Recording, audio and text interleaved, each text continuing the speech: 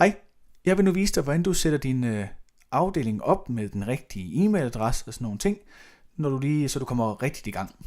Du starter med at gå ind på din afdelings side ind i Flexbillet-systemet, og adressen den er flexbillet.dk/kod-navn på din afdeling. Min afdeling hedder Flexminds, og det kan man se her i URL'en. Når du kommer ind, så hvis du er logget ind, så er der en knap herovre til højre, der hedder admin. Hvis du ikke er logget ind, så scroller du bare ned i bunden og trykker på login. Hvis det ikke virker, så er det fordi, du ikke er blevet inviteret som administrator på din afdelingsside. Det vil sige, at du skal have fået en e-mail, hvor der er et link, hvor du tilknytter enten en Facebook eller en Google-profil til dit login.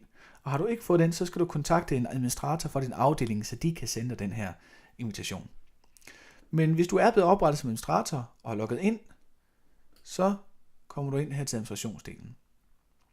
Hvis du nu er administrator og skal invitere andre ind, så trykker du her under arrangør og trykker under administratorer, og så kan du se, hvem der er administratorer her på. Og hvis der så er en i din afdeling, der gerne skal være administrator, så trykker du bare på invitere administrator, angiver navn og e-mailadresse og vælger administrator som brugerniveau og trykker OK. Så får vedkommende en mail med et link og kan logge ind og administrere din afdelingsside her også. For at få det hele sat rigtigt op, så at de rigtige mennesker får de rigtige informationer, så skal du trykke her på basisprofil. Der kan du angive et arrangørnavn. Det er navn på din afdeling. Du kan angive en adresse og et telefonnummer, og så skal du angive en e-mailadresse. Og her kan du se, der står den til Kåre@flexminds.dk, og det betyder det faktisk, at Kåre der modtager alle informationer fra siden, det vil sige alle rapporter og alle opgørelser. Og det vil jeg godt lave om, sådan at det er mig, der får det. Så den e-mailadresse, der står her, det er vigtigt, at det er den adresse på den person, der skal modtage opgørelser, rapporter for tilmeldinger. Og det er den adresse, der også bliver vist på tilmeldingerne, så det er den adresse, folk også skal skrive til, hvis de har spørgsmål. Du kan også godt sætte flere e-mailadresser op. Du kan angive en e-mailadresse til rapporter for tilmeldingerne. Du kan angive den e-mailadresse, der får de økonomirelaterede ting, det vil sige opgørelser, når tilmeldingen er slut.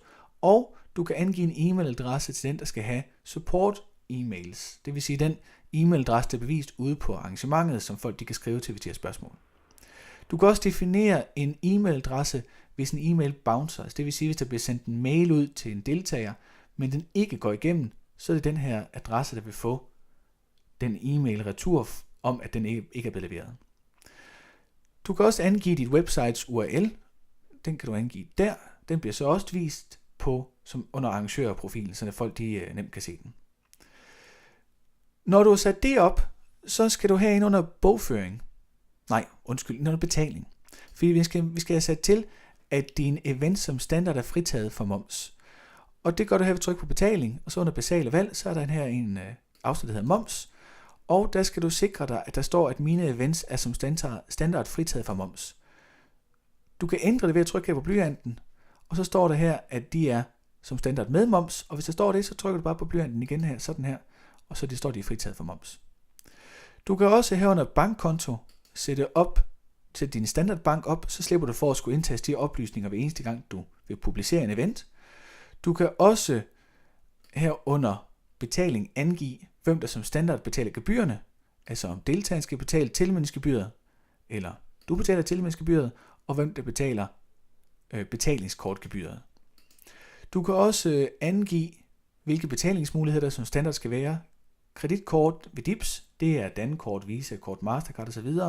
Hvis du har brug for at kunne registrere kontantbetalinger, så kan du klikke den her Manual Cash til. Og hvis du gerne vil have, at folk de skal kunne få en faktura og betale senere, så kan du også slå det til her med fakturering eller ERN-fakturaer. Når du har sat betalingsdelen op, så kan du slutte af med at klikke her på Site. Du kan klikke her på tema, og så kan du sige nulstil til overordnet tema.